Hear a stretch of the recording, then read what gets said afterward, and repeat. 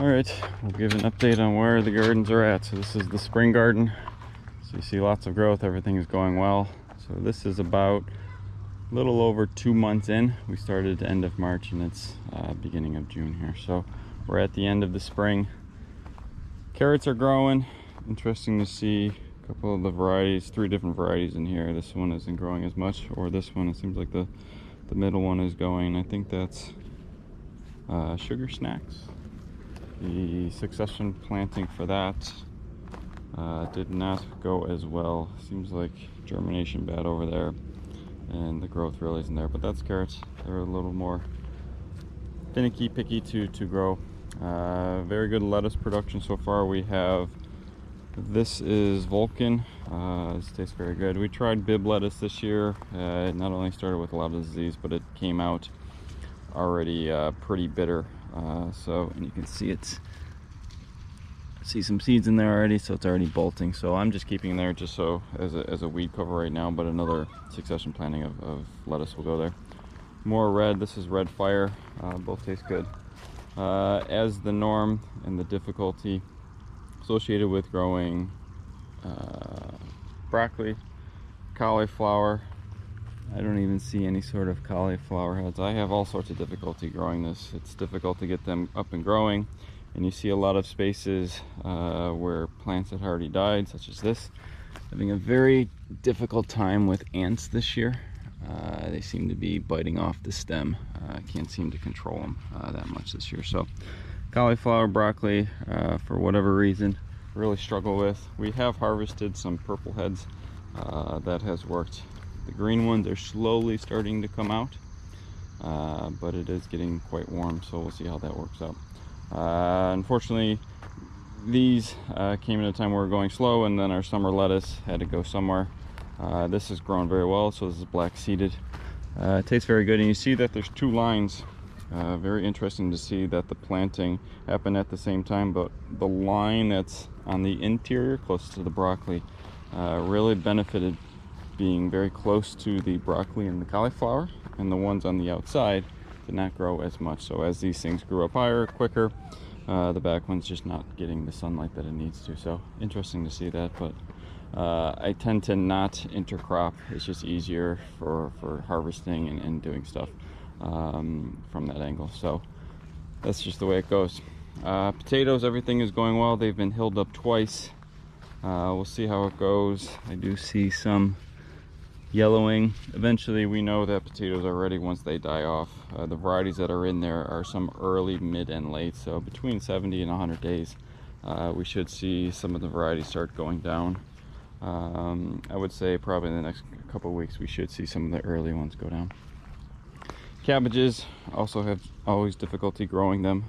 As you can see, there are no cabbages, so the streak continues of being a pain to grow, and you see someone else is enjoying the leaves more. These ones got a little farther, and you can see the ball is trying to fold up on itself, but it's still a ways away, and the heat is coming, so we'll see what happens. Probably going to give up on cabbage going forward. And then the onion patch is still going, so those were the ones from the bulb. Those were the second season bulbs. This is the first season seeds, so it continues that they're still a little behind in growth, but you see heavy growth on the top with not much bulb formation. At best you're looking something like that. So these probably easily still have a month or 2 to go before any sort of harvest here. All right, so that is the spring garden. Let's go back to the summer garden. All right, so here's the spring garden. So we have the strawberries growing, pretty compact. It's going to be quite a nightmare once these things are established next year. We did have a few little strawberries coming out.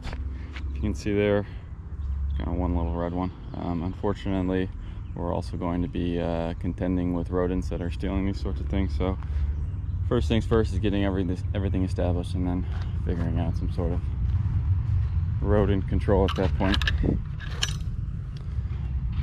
Nothing too much on the berries and grapes. Obviously, being the first season, there's not much to them besides making sure that they grow. We did have one die of a blackberry, but everything else has been taking. So I eventually have to build the trellis associated with these. So that is still being planned. They're young enough that I can just kind of delay it to this point and focus on everything else that we needed. All right, so on this side, we've already had some changes. I had cabbage here, but the cabbage wasn't growing as well, so I just took it out and put beans here. So these are purple beans popping up. Beans are nice because they germinate quite easily and quite high germination rate, so that's all going. Swiss chard has had a hell of a time to try to get going here.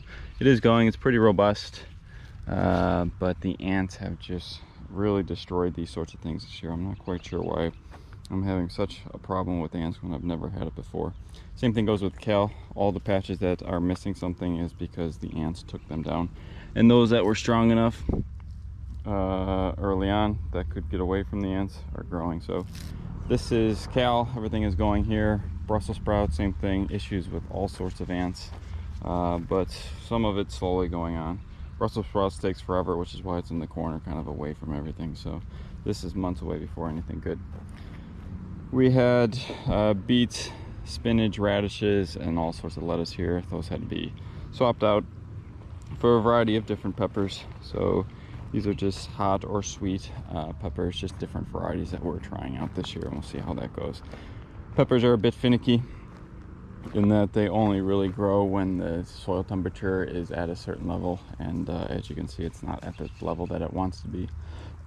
But they're pretty robust. They'll stay small, they won't die. They'll get going once it gets really warm out. Squashes, yellow and green, butternut, eggcorn. Eggplant is in the back. Eggplant is a real pain to grow, but I tried it this year, and the bugs, of course, got it. They tend to really like those particular leaves.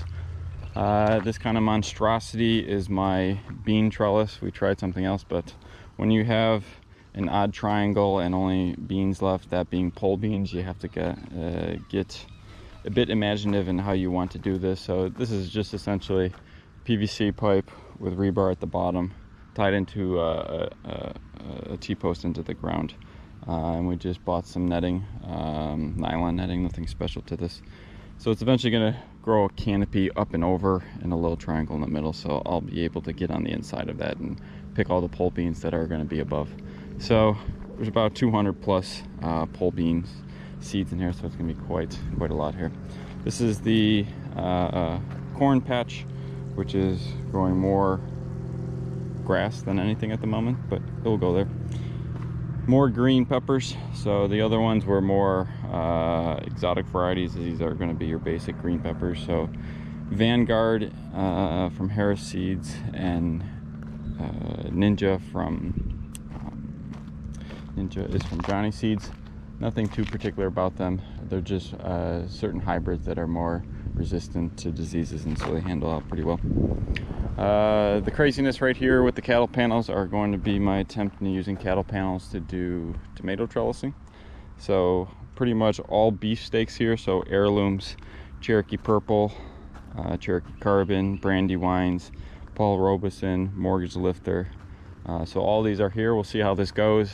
I've never done this before like this. I tend to just use the Florida weave in between T-posts to do this, but it's kind of annoying, especially when you're at this sort of scale, as well as dealing with indeterminate ones. So we're gonna let them run wild on these sorts of things and see how it goes. Still early on. They're about 18 inches up, the cattle panels, so I gave them a little stick to eventually help themselves up once they get up to that point. So there is about probably 50-60 of these plants. The smaller ones as we get down here are going to be your grape and your cherry. So we'll see how that goes. End of it had a little beds left over, just some more different types of peppers. Cucumbers are going. They're happily trying to get up there, trying to climb up the vines ahead of everybody else. And you see a number of flowers kind of poking through already. So as long as bees are coming through and there's a male flower with these predominantly female producing flowers, we'll be getting a number of cucumbers probably by the end of the month.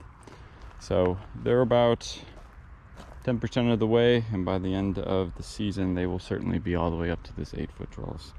See, we'll be already over there. And more of the green peppers. So we have about 120 green peppers going on right here. So that is kind of where we are with the sort of growing. We have extra seeds or extra plants from the seeds that we grew too much.